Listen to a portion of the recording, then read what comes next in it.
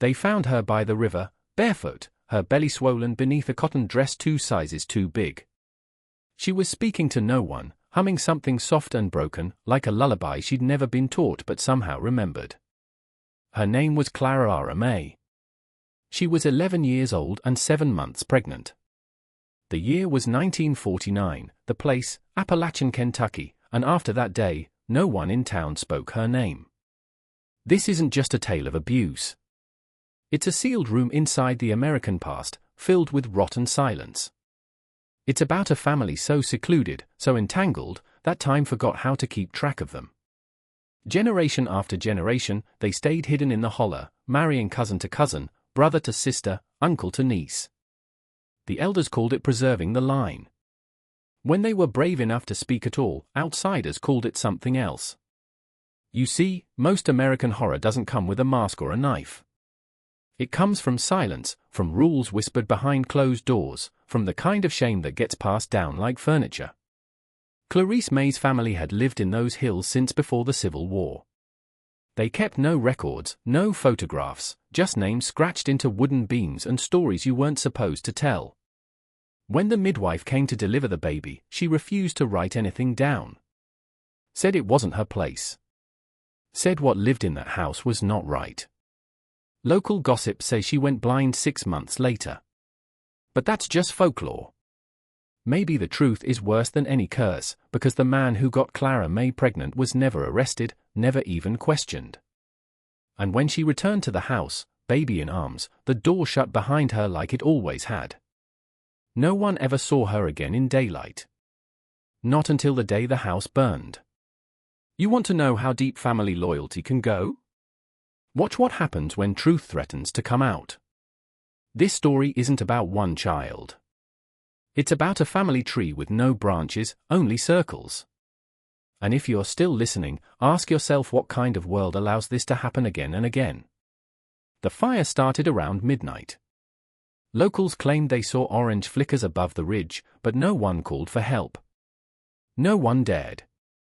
The old farmhouse lit up like dry tinder, the way a structure does when it's filled with too many secrets soaked in oil. By the time the sheriff arrived 4 hours late, the roof had collapsed and the family was gone. Not missing, gone, like they'd never existed. But that wasn't the end of them. A week later, a young boy, no more than 6, was found wandering the gravel road outside Harlan County. His clothes were scorched, his face blank. He gave no name, didn't speak, just stared with those pale, inhuman eyes. A farmer took him in, not knowing who he was or where he came from. But folks started to suspect when animals around the farm began dying. Always at night, always without a sound. Then the dreams started. Dark figures at the window, crying infants that weren't there. The boy would just smile when asked, a smile too old for a child. Eventually, the farmer brought him to the sheriff's office, said he couldn't keep him no more, that the child was wrong somehow, like something had gone missing in him before he was ever born. The sheriff called a state inspector, hoping to get him placed somewhere out of sight. When they dusted the boy for fingerprints, they found a match. The DNA tied him to the Ashburys, a name long whispered in these parts, but never spoken aloud. The Ashburys were a bloodline buried in the mountains, descended from a Civil War deserter and his sister wife. They built their own world, one where no one entered and no one left. Each generation tighter, more isolated, more twisted. The family records, if you could call them that, showed brothers marrying nieces, aunts bearing nephews. There were births with 2 fathers, children who called their mother's sister, and those were just the ones anyone knew about. What happened in that house wasn't just incest. It was ritual, tradition, a belief that purity came from within, even if within meant never letting new blood touch the family name. And Claraara May, she was their hope, their vessel, their womb. She was pregnant at 11, but that wasn't the first time it happened in that house. Not even close. There's a reason no birth certificates exist for most of the Ashbury children. It wasn't just secrecy. It was control. The kind that stretches back generations. The kind that whispers, you don't need the world because we are the world. In the eyes of the patriarch Elias Ashbury, the state was the enemy. Doctors were devils. And schools were a sickness that poisoned minds. So he built his own doctrine, twisted scripture, made himself the sole interpreter of right and wrong, and when you control belief, you control blood. It was Elias who first declared the outside world unclean. In 1927, he carved the family altar into the limestone basement with his bare hands. He called it the cradle, a hollowed slab stained with oil, bone fragments, and something darker. The youngest girls were brought down barefoot, told to kneel, to pray, to become vessels of legacy, and they obeyed because fear wears the face of a father, and love, when poisoned, is the most powerful leash of all. By the time Claraara May was born, the rules were already carved into her skin. No mirrors, no books, no locks on any door except Elias's. Girls learned how to hush their pain. Boys were taught how to watch. And every generation, the line got blurrier. Cousins became siblings. Mothers became grandmothers overnight. Some children never even knew who had fathered them, only that they were chosen. Local law paints the Ashers as monsters. But that's too easy. Monsters are seen, feared, hunted. The Ashers were none of those. They were invisible, blended into the fog of forgotten places, where no census man dared go, and no preacher lingered. People knew something was wrong up in that holler. But wrong has a way of looking ordinary when it stays quiet enough. What happened to Claire wasn't some tragic accident. It was orchestrated, expected. She wasn't the first to carry a child before she could spell her own name. But she was the first whose baby lived. The others didn't make it. They say you can still hear their cries under the ash floorboards beneath the cradle stone. Not ghosts, just echoes of what happens when a bloodline feeds on itself until there's nothing left but shadow.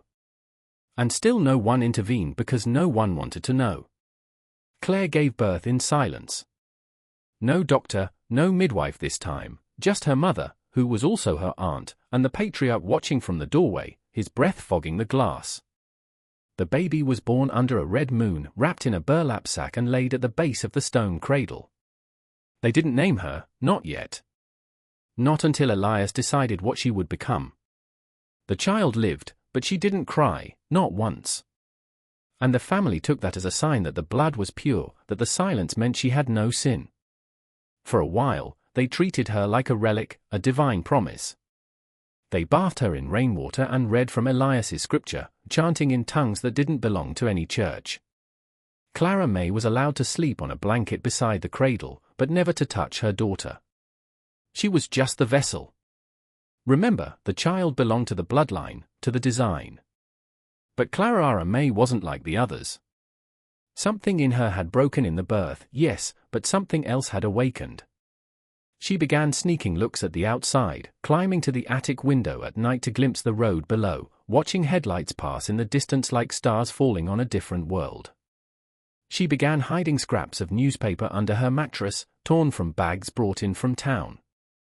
She taught herself to read in secret, starting with the obituary page, because that's where she learned the names of the dead, the only names she could trust. One morning, Elias found the papers, burned them all, beat her until she bled from her ears. But she didn't scream. She just stared through him. Not at him, through him.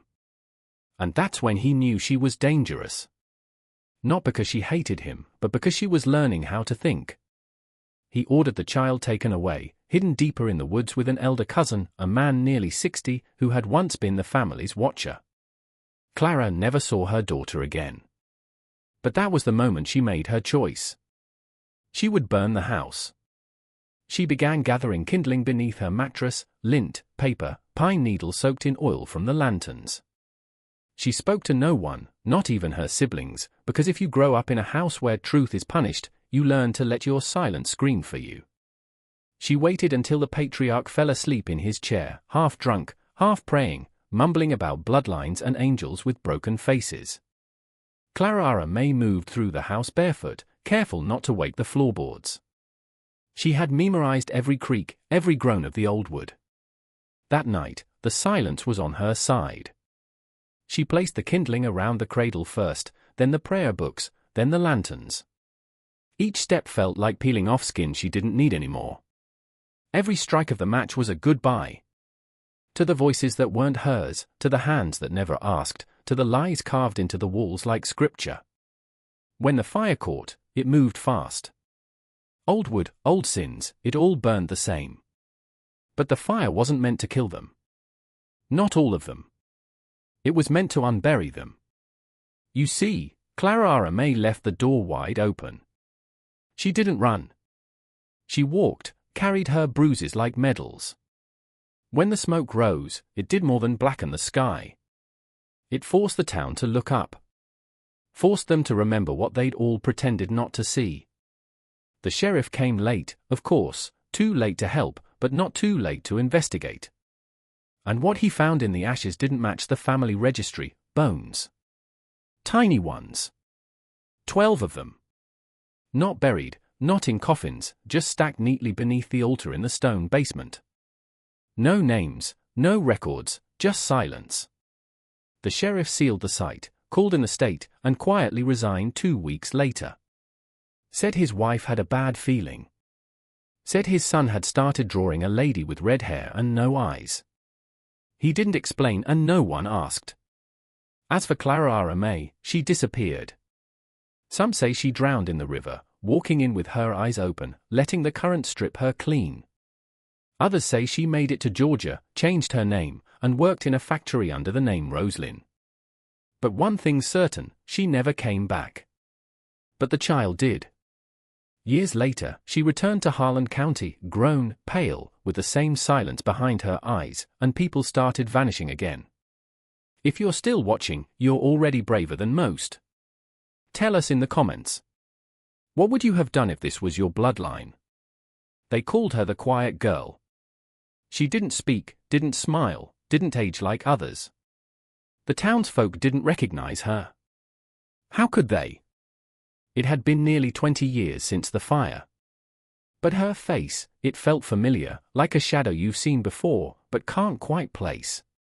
She rented a cabin just outside of town, paid in cash, never went to church, never asked questions, and soon after she arrived, people started disappearing. First, it was the old preacher, found in his home with every Bible in the house ripped to shreds, pages stuffed into his mouth until he suffocated. Then the school teacher, last seen walking into the woods, her shoes found days later near a half-dug grave. The pattern was quiet but deliberate. Each disappearance tied to someone who'd once spoken the Ashbury name with disdain. People who had whispered rumors but never lifted a hand. By the time the third man vanished, a retired sheriff who'd once investigated the fire, locals started murmuring the word curse. But curses don't carry knives. And what the coroner found in the sheriff's throat wasn't mystical. It was a torn piece of burlap sack, the same kind used to swaddle newborns in the old Ashbury house. Some say the girl was hunting for justice. Others say she was finishing what her mother started. But there's another theory, one that lives in the margins of this story like mold on rotting wood. That the child born of Claraara May wasn't human at all. Think about it. 11 years old, pregnant, a child born in silence, raised in ritual. No name, no birth, no soul to inherit, only a purpose.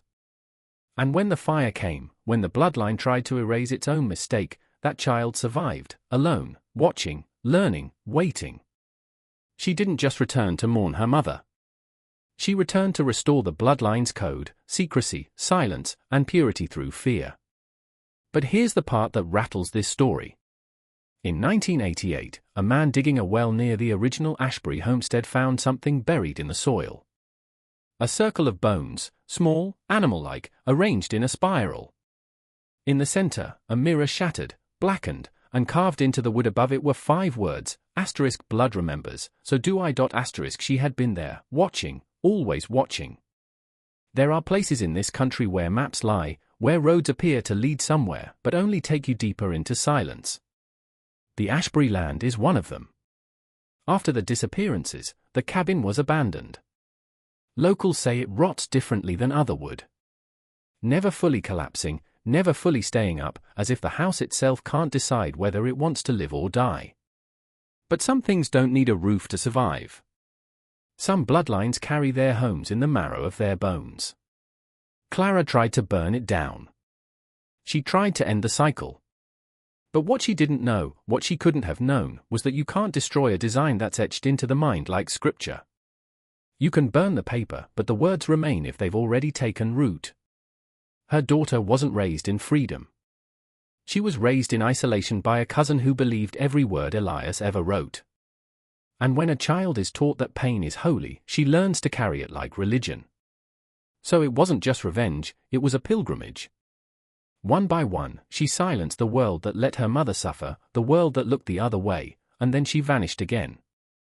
No death certificate, no body, just a pattern of vanishing footprints into the trees, like she walked backward into the very blood-soaked soil that birthed her. And every few years, someone swears they see her. A pale woman standing at the edge of the woods, watching school children from afar, a quiet figure in the background of a photo taken too close to Harlan County. Sometimes just the shadow of a girl standing beside a cradle-shaped depression in the earth. Those who know the stories call her a myth. But myths don't leave bones. So what do you call a bloodline that refuses to die? You call it ours. This isn't a fairy tale. It's a family history. One erased from documents but carved into Appalachian stone. She was pregnant at 11. The blood was never questioned. And in the end, no one really wanted to know the truth. Because knowing means remembering, and remembering means asking how many others are still out there waiting, watching, raising children who don't cry. Some trees don't have branches, only roots. And the deeper you dig, the darker it gets.